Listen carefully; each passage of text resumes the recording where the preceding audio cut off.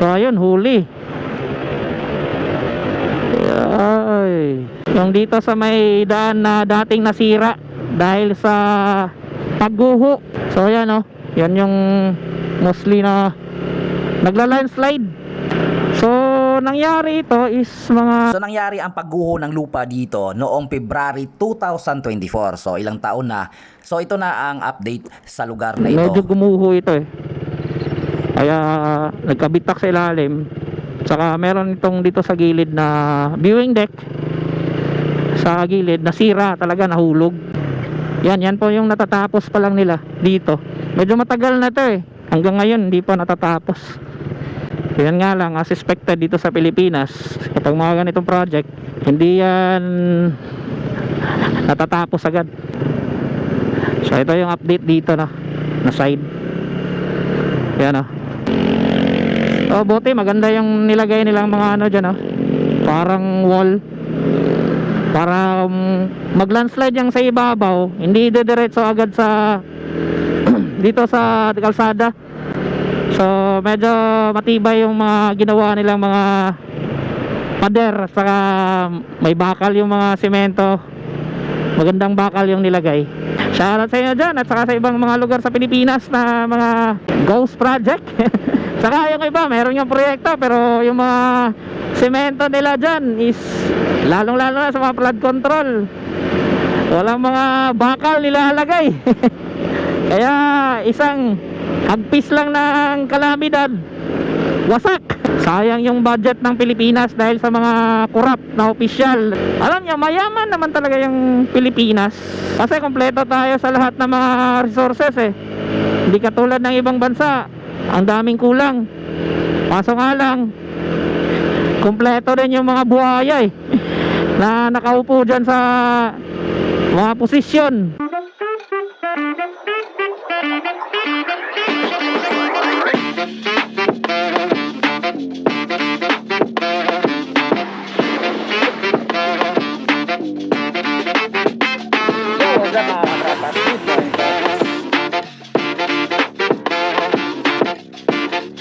Lalong rin.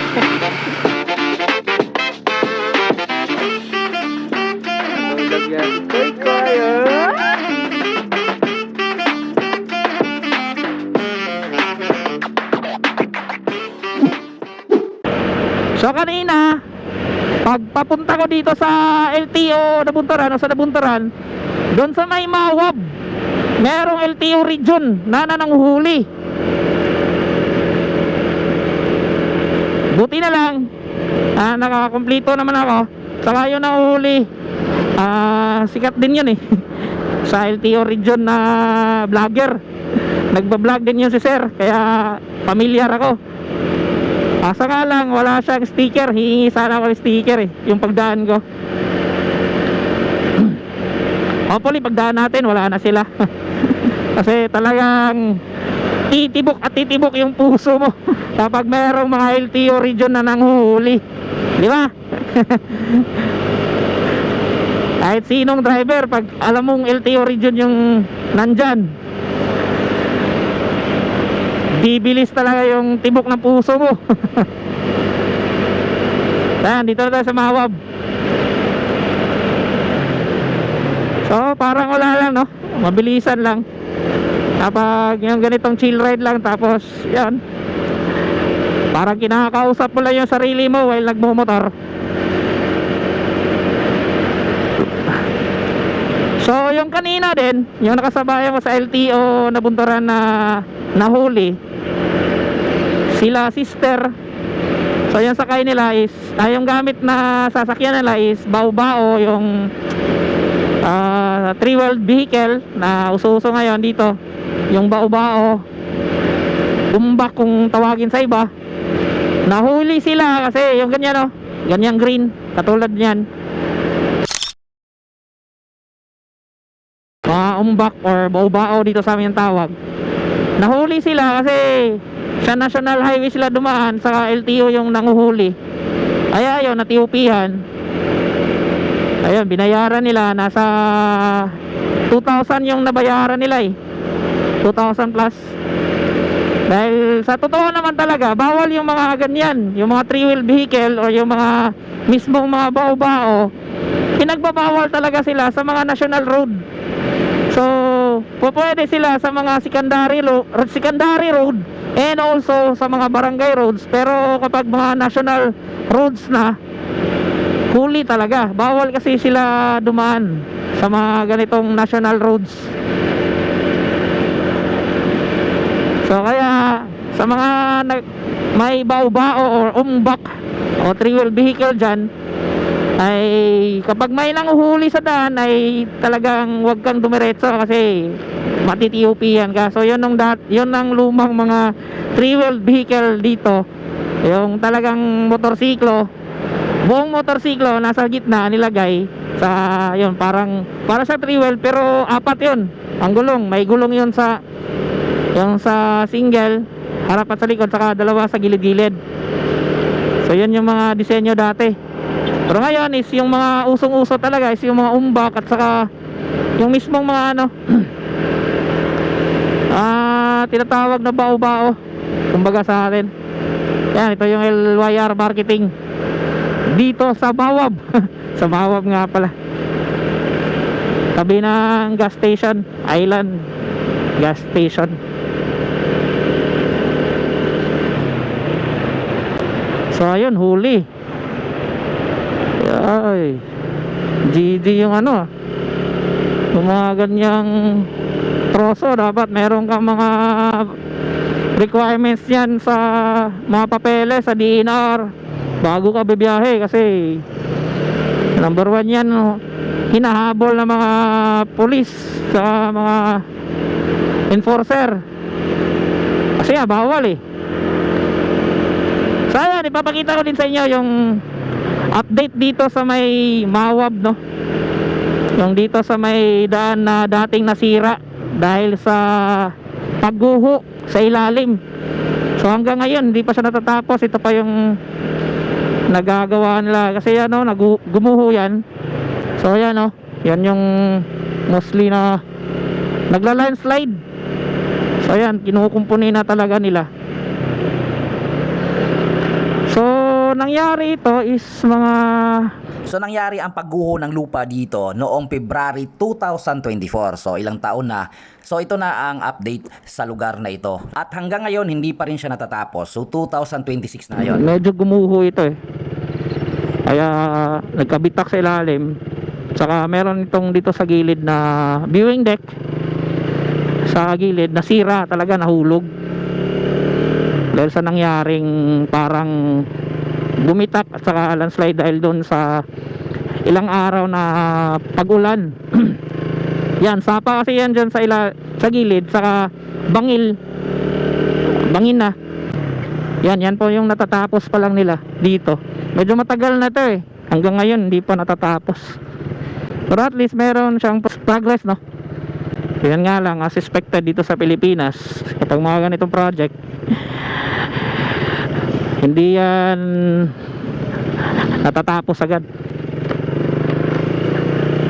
Yan na, may mga bitak. So ito yung update dito na side. Yan na. Siya dati dyan sa gilid may viewing deck, kaso nga lang nung naglandslide nawala. Sira talaga.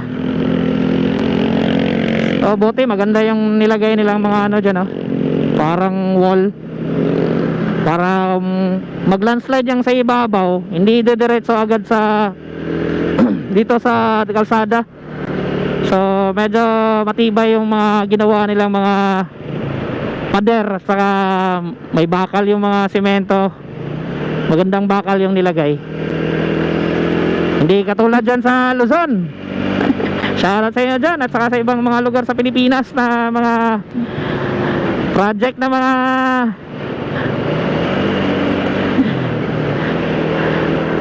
ghost project. Saka yung iba meron yung proyekto pero yung mga semento nila dyan is lalong lalo na sa mga flood control, walang mga bakal nilalagay. Kaya isang hagpis lang ng kalamidad, wasak. Lalong-lalo na yung mga ano, yung mga flood control talaga. Dinaanan lang ng ilang bagyo, yun, wasak na, sira na. Sayang yung budget ng Pilipinas dahil sa mga corrupt na opisyal at saka yung mga gumawa niyan ay talagang nasasayang yung pera ng bayan. Diba? Sayang lang.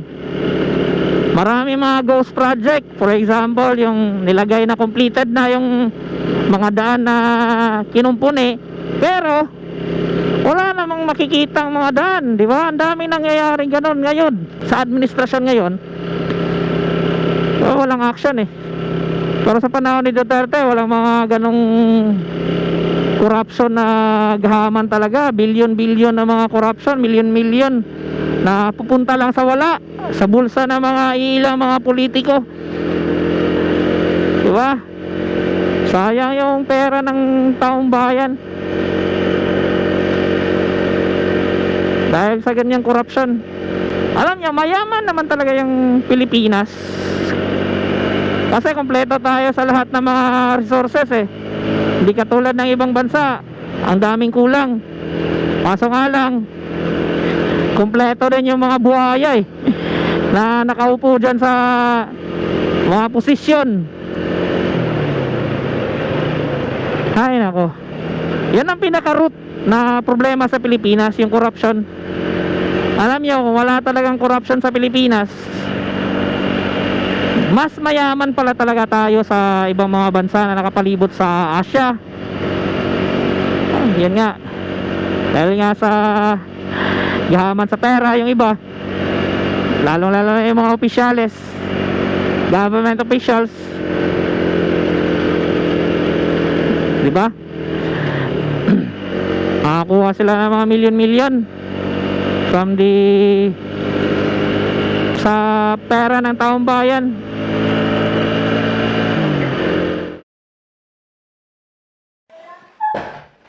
So ayan mga paps, nandito na ako sa bahay.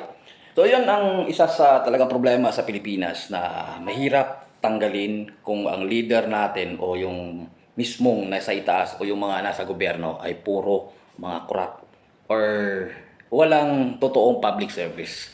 So ayun nga, dahil sa mga ganong mga pag-iisip ng mga politiko, mas lalong lulugmok ang ating bansa dahil sa talamak na korupsyon at walang direksyon yung mga desisyon ng nasa itaas.